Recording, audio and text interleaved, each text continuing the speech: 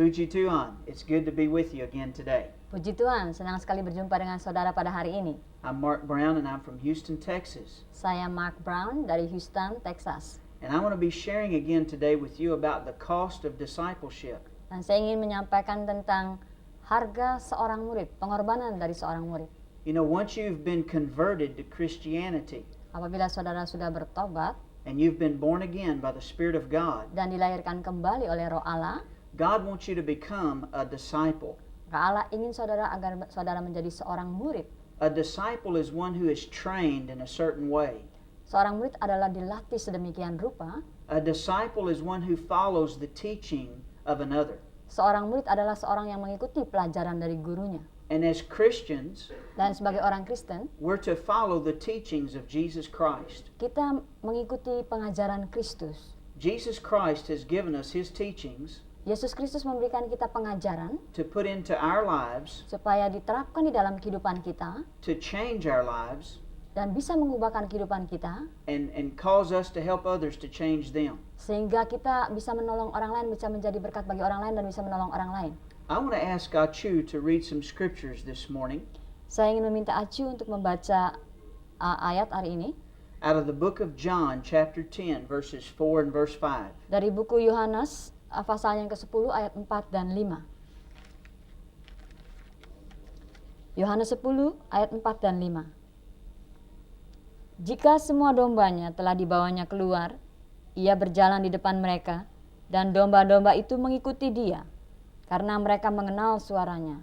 Tetapi seorang asing pasti tidak mereka ikuti, malah mereka lari daripadanya, karena suara orang-orang asing tidak mereka kenal. The Bible calls Jesus the Good Shepherd. Alkitab memanggil Tuhan Yesus sebagai seorang gembala yang baik. The Bible says he leads his sheep. Alkitab mengatakan Tuhan Yesus itu memimpin domba-dombanya.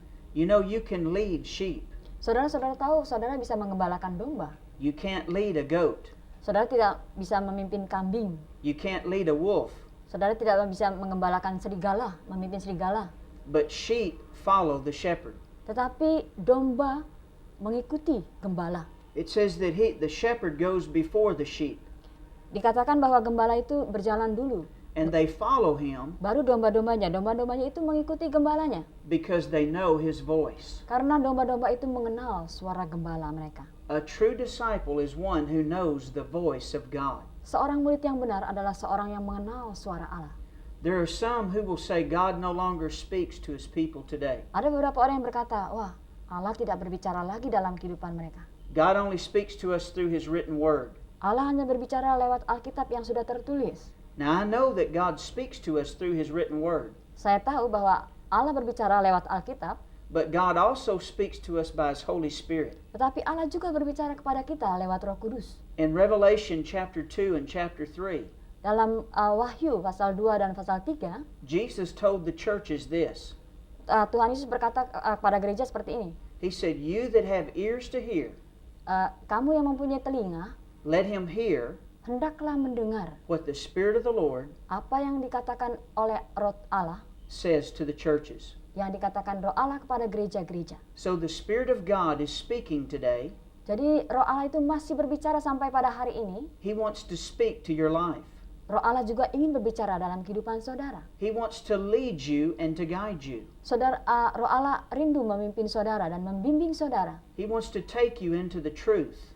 Roh Allah ingin supaya membawa saudara kepada kebenaran-kebenaran. In verse 5 it says that sheep will not follow the voice of a stranger. Di dalam ayat Yohanes 10 ayat yang kelima dikatakan domba-domba ini tidak akan mengikuti suara asing. A true disciple will know the voice of the shepherd. Seorang murid yang benar akan mengetahui suara gembalanya. But a true disciple will also know the voice of the enemy. Dan seorang murid yang benar juga akan mengenal suara seorang musuh. The Bible says that there are wolves in the body of Christ. Alkitab mengatakan bahwa ada serigala di antara tubuh Kristus. How can you tell if someone is a wolf? Bagaimana saudara bisa mengenal bahwa orang itu adalah serigala? You know, a wolf will attack animals. Saudara, kalau serigala itu pasti menyerang binatang lain. And a wolf will attack leadership. Dan serigala itu akan menyerang kepemimpinan. Someone that comes into church Seseorang yang datang ke gereja and starts talking against the leadership of that church dan mulai berbicara menentang kepemimpinan gereja itu and trying to get people to come against the leader of that church. dan mencoba mempengaruhi orang-orang untuk menentang pemimpin mereka. The Bible calls them a wolf.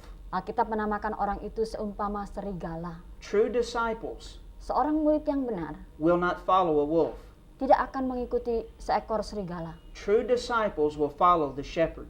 Seorang murid yang benar akan mengikuti gembalanya. They will stand behind their pastor. Mereka pasti menopang gembalanya. They will help their pastor Mereka pasti menolong gembalanya to do the work of God melakukan pelayanan pekerjaan Allah in their village. dalam desa mereka. We need to be like Aaron and Hur. Kita perlu seperti Aaron, Harun. They were two men that Moses had working with him. Ada dua orang yang dimana Musa bekerja sama. And when Joshua was fighting down in the valley, Ketika Yosua berperang di lembah, as long as Moses lifted up his hands and praised God, selagi Musa mengangkat tangannya dan menaikkan tangannya dan memuji Allah, Israel prevailed. Israel menang. But when Moses' hands got tired and began to fall down by his side, Tapi ketika tangan Musa mulai letih dan mulai turun, Amalek prevailed. bangsa Amalek yang menang, bukan Israel yang menang. So Aaron and Hur, they saw this, Jadi Musa ini dan Harun melihat hal ini. and they saw a rock. Dan mereka melihat batu. They set Moses on that rock, Jadi Musa itu duduk di atas batu itu, and Aaron got on one side of Moses, dan Harun menopang tangannya. and Hur got on the other side of Moses. Dan yang satu lagi menopang tangan yang lainnya juga. And they lifted up his hands. Lalu mereka mengangkat tangannya. And as his hands were lifted up, Dan sementara tangan mereka naik, Joshua defeated the Amalekites. Yosua mengalahkan orang-orang Malakai. Aaron and Hur were true disciples. Harun dan kakaknya adalah murid yang benar. They were helping the work of God. Mereka membantu pekerjaan Allah. A wolf would not have done that. Serigala tidak akan membantu. A wolf would have started attacking Moses. Serigala pasti akan menyerang Musa. He would have started stirring up the people. Mereka mulai membangkitkan amarah orang lain. But Moses had true disciples with him. Tetapi Musa ada seorang mempunyai murid yang baik, yang sungguh-sungguh.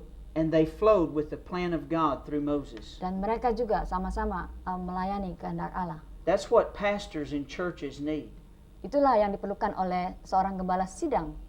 They need people that will flow with them Seorang gembala sidang perlu orang-orang yang mendukung pelayanannya and help them do the work of God. dan membantu untuk menjalankan pelayanan Allah. A true disciple will be about the Father's business. Seorang murid yang benar akan ada dalam pelayanan Bapaknya. I want to look at another scripture in the book of John, Marilah kita melihat ayat yang lain di buku Yohanes. chapter 12 and verse 26. Yohanes pasal 12 ayatnya yang ke-26. Injil Yohanes pasal 12 ayat yang ke-26. Barang siapa melayani aku, ia harus mengikuti aku. Dan di mana aku berada, di situ pun pelayanku akan berada. Barang siapa melayani aku, ia akan dihormati Bapa. Jesus said here, if a man would serve him Yesus berkata di sini, apabila seorang melayani dia and follow him, dan mengikuti dia, that he would be honoring the Father. dan dia akan menghormati Allah. A true disciple Seorang murid yang benar is one that will serve God. adalah seorang yang melayani Allah. And many times the way we serve God Dan seringkali cara bagaimana kita melayani Allah is by serving others, dengan melayani orang lain, by helping people within the body of Christ. dengan menolong tubuh Kristus. When we serve God, Waktu kita melayani Allah, we will not be doing our own will. kita tidak melakukan kehendak kita sendiri. We will not be walking our own way. Kita tidak berjalan di dalam jalan kita sendiri, We will be following Jesus Christ. tetapi kita mengikuti Tuhan Yesus Kristus. And when we follow Him Dan ketika kita mengikuti Tuhan Yesus Kristus and do His will and plan, dan melakukan rencananya dan kehendaknya dalam hidup kita, then the purposes of God maka maksud-maksud rencana Allah will be established. akan terjadi His word will go forth. dan firman-Nya akan nyata. Lives will be changed. Kehidupan akan diubahkan. Jesus Christ will be lifted up. Tuhan Yesus akan ditinggikan. God will be glorified. Allah dimuliakan. And when you get to heaven, Dan apabila kita sampai ke surga, you will be rewarded Dan saudara akan diberi upah for the work that you have done for karena God. apa yang telah saudara lakukan bagi Allah. God wants you to be a disciple. Allah ingin supaya saudara menjadi seorang murid. He wants you to serve Him. Allah ingin supaya saudara melayani Allah. He wants you to follow Him. Allah ingin supaya saudara mengikuti Allah. He wants you to give Him your heart. Allah ingin supaya saudara menyerahkan hati saudara kepada Allah. He wants you to give Him your mind. Allah ingin supaya saudara menyerahkan pikiran saudara kepada Allah. He wants you to give Him your ears. Allah ingin supaya saudara menyerahkan telinga saudara kepada Allah. He wants you to give Him your eyes. Allah ingin supaya saudara menyerahkan mata saudara kepada Allah. He wants you to give Him your mouth. Allah ingin supaya saudara menyerahkan mulut saudara bagi Allah. He wants you to give Him your hands. Allah ingin supaya saudara menyerahkan tangan saudara bagi Allah. He wants you to give Him your feet. Allah ingin supaya saudara menyerahkan kaki saudara He wants bagi Allah. you to give Him your body. Allah ingin supaya saudara menyerahkan seluruh tubuh saudara God wants every part of you bagi Allah. Seluruh tubuh saudara to be committed to Him, diserahkan kepada Allah to do His work. supaya melakukan kehendak Allah. Why did Jesus Christ have such an impact on the earth? Mengapa Tuhan Yesus Kristus itu mempunyai pengaruh yang besar di dunia ini? Because all of Him was given to God. Karena keseluruhan hidupnya diserahkan kepada Allah. And when you give all to God, Dan saudara, apabila saudara menyerahkan segala sesuatu kepada Allah, you allow God to flow through you. berarti saudara mengizinkan Allah bekerja lewat hidup saudara. But when we try to hold on to our lives Tetapi apabila kita mulai membatasi diri kita sendiri, memegang segala sesuatu untuk diri kita sendiri, and not serve God fully, dan tidak melayani Allah dengan sepenuh hati, it hinders the Holy Spirit from flowing through us. maka hal itu akan menghalangi Roh Kudus untuk bekerja lewat hidup kita. God wants us to be committed to Him.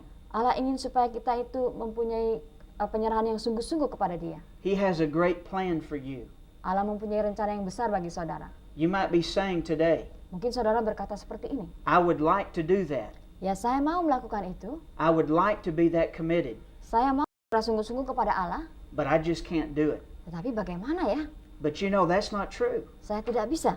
Saudara, itu tidak benar. God would not tell you to do something you couldn't do. Karena Allah selalu meminta kita untuk melakukan apa saja yang bisa kita lakukan. God said you can follow Him. Allah berkata kita bisa mengikuti Allah. He said you can please Him. Allah berkata kita bisa menyenangkan hati Allah. He said that your life is to be a blessing to many people. Allah berkata supaya hidup kita ini menjadi berkat bagi orang banyak. And if you will start believing that Dan apabila kita percaya akan firman Allah itu, and start acting like it's true dan berlaku seperti firman Allah itu, and get into the Word of God, dan firman Allah itu kita aplikasikan dalam kehidupan kita, God's Word will change your life. maka firman Allah itu mengubahkan kehidupan kita. He will bless you in a mighty way. Allah akan memberkati kita dengan secara luar biasa. I want to read some scriptures out of the book of Luke, chapter 14. Mari kita membaca dari Injil Lukas pasalnya yang ke-14.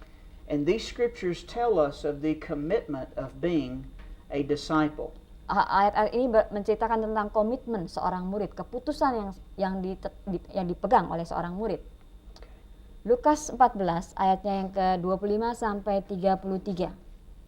Pada suatu kali, banyak orang berduyun-duyun mengikuti Yesus dalam perjalanannya. Sambil berpaling, ia berkata kepada mereka, "Jikalau seorang datang kepadaku dan ia tidak membenci bapaknya, ibunya, istrinya, anak-anaknya, saudara-saudaranya, laki-laki atau perempuan, bahkan nyawanya sendiri, ia tidak dapat menjadi muridku. Barang siapa tidak memikul salibnya dan mengikut aku, ia tidak dapat menjadi muridku. Sebab, siapakah di antara kamu yang kalau mau mendirikan sebuah menara, tidak duduk dahulu membuat anggaran biayanya, kalau cukup uangnya untuk menyelesaikan pekerjaan itu? Supaya jikalau ia sudah meletakkan dasarnya dan tidak dapat menyelesaikannya, jangan-jangan semua orang yang melihatnya mengejek dia, sambil berkata, orang itu mulai mendirikan, tetapi ia tidak sanggup menyelesaikannya. Atau raja manakah yang kalau mau pergi berperang melawan raja lain tidak duduk dahulu untuk mempertimbangkan apakah dengan 10.000 orang ia sanggup menghadapi lawan yang mendatanginya dengan 20.000 orang? Jikalau tidak, ia akan mengirim utusan selama musuh itu masih jauh untuk menanyakan syarat-syarat perdamaian. Demikian pula lah tiap-tiap orang di antara kamu yang tidak melepaskan dirinya dari segala miliknya tidak dapat menjadi muridku." Jesus had been teaching the Word of God. Tuhan Yesus mengajarkan firman Allah. He had been doing signs and wonders. Dia telah melakukan tanda-tanda mujizat. Many people started to follow Jesus. Banyak orang mulai mengikuti Tuhan Yesus. And when Jesus saw this multitude of people, Dan ketika Tuhan Yesus melihat orang banyak ini, he started speaking to them lalu Tuhan Yesus mulai berbicara kepada mereka. about being committed to the work of God. Bagaimana mengambil keputusan untuk melayani pekerjaan Allah. He told them to start off with, Lalu Tuhan Yesus minta mereka mulai. they must love God more than any other person. Yang pertama-tama mereka harus mengasihi Tuhan Yesus lebih daripada mengasihi orang lain. They must put him first place in their lives. Mereka harus mengutamakan Yesus dalam kehidupan mereka. He said they're to bear their cross daily Dan mereka harus memikul salib setiap hari. and to do the will of God. Dan melakukan kehendak Allah. And then he gave us a story. Dan lalu Tuhan Yesus memberikan cerita. He said if a man started to build a house Dikatakan apabila seorang mau membangun rumah and he laid the foundation dan sudah meletakkan dasar bangunannya and he spent all the money that he had dan dia sudah menghabiskan uangnya and he couldn't finish the house, dan tidak bisa menyelesaikan rumah itu, he said people would come and mock him dan dikatakan orang lain akan mengejeknya and say he didn't have enough money to finish the house. dan orang-orang akan berkata, wah uangnya tidak cukup sehingga tidak menyelesaikan bangunan rumahnya. And Jesus is drawing a picture to us. Dan Tuhan Yesus melukiskan satu lukisan bagi kita. When we make a decision to follow Jesus Christ, Apabila kita membuat keputusan untuk mengikuti Tuhan Yesus, we must give him our all. kita harus memberikan semuanya. We must be committed to his work, Kita harus berserah sungguh-sungguh kepadanya. committed to his word, Dan sungguh-sungguh committed to his children. sungguh-sungguh mengambil keputusan dan memegang keputusan itu. And when we have that kind of a commitment, Dan apabila kita mempunyai komitmen seperti itu, we will be able to finish the house. maka kita akan bisa menyelesaikan sebuah pembangunan rumah. There is a cost to being a disciple, Ada harga yang harus dibayar seorang murid. but it also pays off when you serve God. Dan harga itu juga akan dilunasi ketika kita melayani Allah. God has blessed my life very much Allah telah memberkati hidup saya dengan berkelimpahan. because I've been committed to the Lord. Karena saya komitmen, saya sudah mengambil keputusan dan memegang keputusan untuk mengikuti Allah dengan sepenuh hati. The people here at Televillage, Orang-orang yang melayani video masuk desa, they have been blessed by God mereka diberkati Allah. because they're committed to God's work. Karena mereka melayani Allah dengan sepenuh hati. It doesn't mean they've never had problems, Tidak berarti mereka tidak menemui persoalan, but because they were committed to God, tetapi karena mereka sudah mengikuti Allah dengan sepenuh hati, God helped them overcome their problems. maka Allah menolong mereka sehingga mereka mengatasi dan menang atas persoalan tersebut. And God will help you Dan Allah akan menolong saudara juga to overcome any obstacles supaya saudara menang atas segala halangan-halangan yang ada that you would face in your life. dalam kehidupan saudara. But you have to make a decision Tetapi saudara harus mengambil keputusan. that the obstacles are not going to turn you away from God. Saudara mengambil keputusan bahwa halangan-halangan itu tidak akan mencegah saudara untuk mengikuti Allah. A disciple makes a decision Seorang murid itu mengambil sebuah keputusan and he continues to walk in that decision. dan tetap memegang keputusan itu. Jesus was committed to going to the cross. Yesus mengambil keputusan untuk tetap disalib. The Bible said he set his forehead as a flint to serve God. Dikatakan bahwa Yesus itu sungguh-sungguh mengarahkan pikirannya untuk melakukan pekerjaan Allah. He knew he was going to the cross. Tuhan Yesus tahu bahwa dia akan disalib. In the Garden of Gethsemane, Dan di Taman Getsemani, he actually sweat blood. dia sampai keluar peluhnya seperti darah. He was under very much pressure. Tekanannya begitu berat. He said, "Oh God, let this cup pass away from me." Dia bilang, Allah kalau bisa cawan ini lalu daripadaku. He said, "Nevertheless, not my will, but your will be done." Tapi bukan kehendakku yang jadi, tetapi melainkan kehendak Allah yang jadi. That's a true disciple. Itu adalah keputusan seorang murid yang benar. When the pressures of life are coming against you, Apabila tekanan datang dalam kehidupan saudara, when you have to make hard decisions, apabila saudara harus mengambil suatu keputusan yang berat, you don't turn away from God. saudara jangan palingkan diri saudara dari Allah. You say, "Lord, I want your will. Dan saudara katakan, Allah, biar kehendakmu yang jadi. I want your plan. Biar rencanamu yang jadi. I want your purpose." Biar maksudmu yang terlaksana. Because Jesus was faithful to God. Karena Tuhan Yesus setia kepada Allah, After he was crucified, setelah dia disalibkan, he was raised from the dead. Lalu dia bangkit kembali dari antara orang mati. If you will go to the cross, Apabila saudara sampai pergi ke salib, there will always be a resurrection. selalu ada kebangkitan setelah penyaliban. But if you don't go to the cross, Tetapi apabila saudara tidak pergi ke salib, there will be no resurrection. tidak akan ada kemenangan, tidak akan ada kebangkitan. I want God's power in my life. Saya ingin supaya kuasa Allah ada di atas kehidupan saya. I want God's blessing in my life. Saya ingin supaya berkat Allah ada di atas kehidupan saya. I've had to pick up my cross daily also. Saya harus juga memikul salib setiap hari. I've had hard things happen in my life Ada juga kejadian-kejadian yang berat yang menimpa kehidupan saya. that would try to get me to turn back from God. Yang coba-coba menghalangi saya supaya saya meninggalkan Allah. But there's nothing to turn back to. Tetapi tidak ada yang harus saya berpaling. We have to serve the Lord. Tapi saya tetap ingin tetap melayani Allah. And when we commit to Him, Dan apabila kita memegang keputusan kita mau mengikuti Allah dengan sungguh-sungguh, His blessing will reign upon our lives. maka berkat-berkat Allah akan tercurah di dalam kehidupan kita. Let's read some more scriptures in the book of John, chapter 8. Mari kita membaca Injil Yohanes pasalnya yang ke-8. And I want to read verse 30 through verse 32. Dan kita akan membaca ayat 30 sampai 32. Yohanes 8. Setelah Yesus mengatakan semuanya itu, banyak orang percaya kepadanya. Maka katanya kepada orang-orang Yahudi yang percaya kepadanya, "Jikalau kamu tetap dalam firman-Ku, kamu benar-benar adalah murid-Ku, dan kamu akan mengetahui kebenaran, dan kebenaran itu akan memerdekakan kamu." As Jesus spoke the word of God, Selagi Tuhan Yesus membicarakan firman Allah, it said many people believed in Him. dikatakan banyak orang yang percaya kepadanya. And then He spoke to those who believed in Him. Lalu Tuhan Yesus berbicara kepada orang-orang yang percaya kepadanya. He said, if you will abide in my word, Dikatakan kalau engkau tinggal di dalam firman-Ku, and my words abide inside of you, dan firman-Ku itu tinggal di dalam hatimu, He said that you will know the truth, Dia katakan maka kamu akan menemui, akan mengenal kebenaran. and the truth will make you free. Dan kebenaran itu akan memerdekakan kamu. This is one of the most important parts of being a disciple, Ini adalah suatu hal yang penting sebagai untuk diketahui sebagai seorang murid. is to go to the word of God every day Membaca firman Tuhan setiap hari. and receive manna from God. Dan menerima roti manah dari Allah. The same way you feed your body, Sebagaimana kita memberi tubuh kita ini makanan, you need to feed your spirit the word of God. demikian pula kita perlu memberikan makanan rohani kepada roh kita. Someone that is a true disciple, Seseorang yang menjadi seorang yang murid yang sungguh-sungguh, they will not just feed their flesh, tidak akan hanya memberi makanan tubuh jasmaninya, but they will also feed their spirit the word of tetapi God. memberikan makanan rohani firman Allah untuk rohnya. They will grow in the things of God. Dan mereka akan bertumbuh di dalam Allah. Their life will be productive for the kingdom of God. Dan kehidupannya itu akan berhasil dalam kerajaan Allah.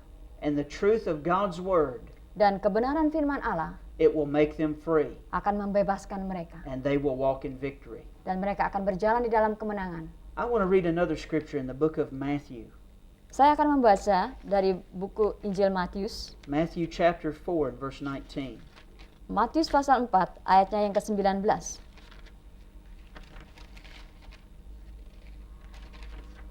Matius 4 ayat 19, Yesus berkata kepada mereka, "Mari, ikutlah aku, dan kamu akan kujadikan penjala manusia."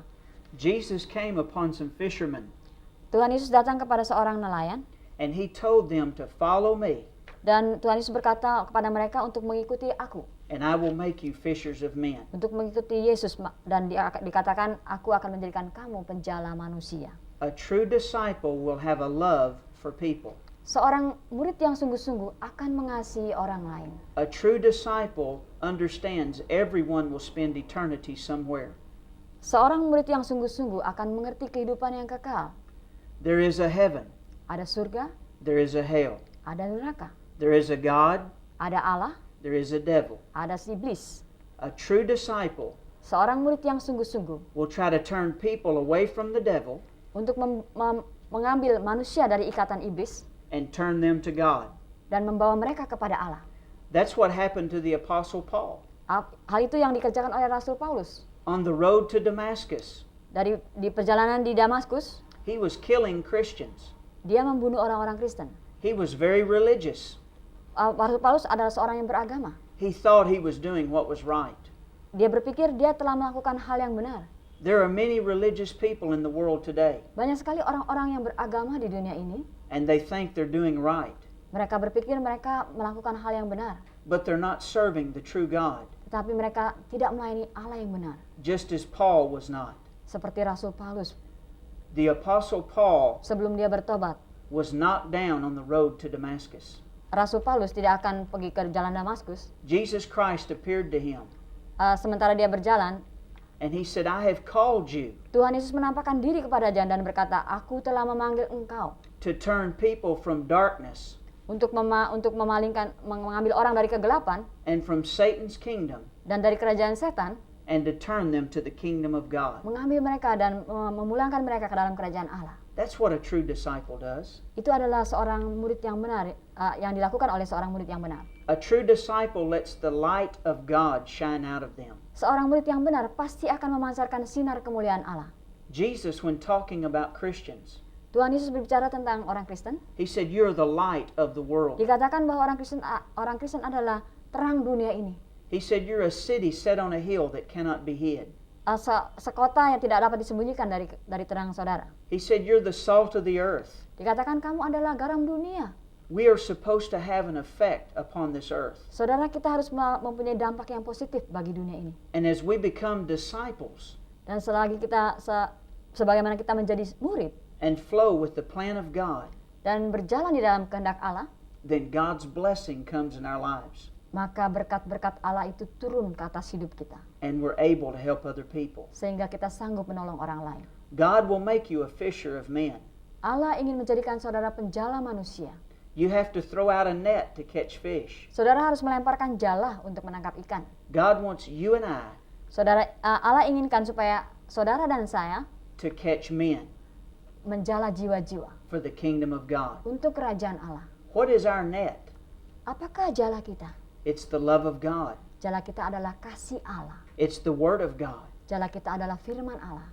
It's the joy of the Lord. Jala kita adalah kesukaan Allah. When people can see you smiling all the time, Apabila orang-orang lain melihat saudara kok senyum terus, filled with the joy of the Lord, selalu senyum karena ada kesukaan Allah di dalamnya, they're going to know there's something different about you. maka mereka akan pikir pasti ada sesuatu yang membuat saudara berbeda. That's how I got saved. Demikianlah caranya saya mengenal diselamatkan. The man that witnessed to me, Orang yang bersaksi kepada saya, he was filled with the joy of the Lord. orang itu penuh dengan sukacita He had the daripada love of Allah. God in his heart. Dan kasih Allah mengalir lewat hidupnya. And as a result of allowing that love to flow toward me, Dan kasih Allah itu mengalir dalam hidupnya dan nyata kepada saya. I saw the truth of the gospel. Dan saya bisa melihat kebenaran Injil. I accepted Jesus Christ into my life. Lalu saya menerima Tuhan Yesus Kristus di dalam kehidupan saya. God changed me supernaturally. Allah mengubah saya dengan luar biasa. You can do that. Saudara bisa melakukan hal itu. You can let the love of God flow out of you. Saudara bisa membiarkan kasih Allah mengalir Bible- lewat hidup saudara. The Bible says the love of God is shed abroad in your heart. Alkitab mengatakan bahwa kasih Allah itu dicurahkan ke dalam hati kita. It was put in there by the Holy Spirit. Kasih Allah itu diletakkan dalam hati kita oleh Roh Kudus. God is love. Allah adalah kasih. And all of his children that are born of him, Dan anak-anak Allah yang telah dilahirkan kembali they have the love of God inside of them. mempunyai kasih Allah di dalam mereka. Religion does not have love. Agama tidak mempunyai kasih. Religion has rules. Agama mempunyai peraturan-peraturan. Jesus Christ has love. Tuhan Yesus Kristus memiliki kasih. And when his spirit comes inside of you, Dan apabila Roh Allah itu turun ke atas kita, it changes your spiritual nature, maka kehidupan rohani kita ini berubah. where you're no longer bound by sin, Karena kita tidak lagi diikat oleh dosa, but you're made free to serve God. tetapi kita dibebaskan dari dosa supaya kita bisa melayani Allah. I encourage you today, Saya mendorong saudara hari ini, stir up the love of God on the inside of you. bangkitkanlah kasih Allah lewat hidup saudara. Be the light that God wants you to be. Jadilah terang sebagaimana Allah kehendaki. Be the salt that God wants you to be. Jadilah garam sebagaimana Allah menghendaki. Start fishing for men. Dan mulai memenangkan jiwa. and you will be a true disciple Dan saudara akan menjadi seorang murid yang benar. of the Lord Jesus Christ, Dari seorang murid Tuhan Yesus Kristus yang benar. and you will be a blessing to the kingdom of God. Dan saudara akan menjadi berkat bagi kerajaan Allah. God bless you, Allah memberkati saudara. and you have a great day. Dan selamat menikmati hari yang baik.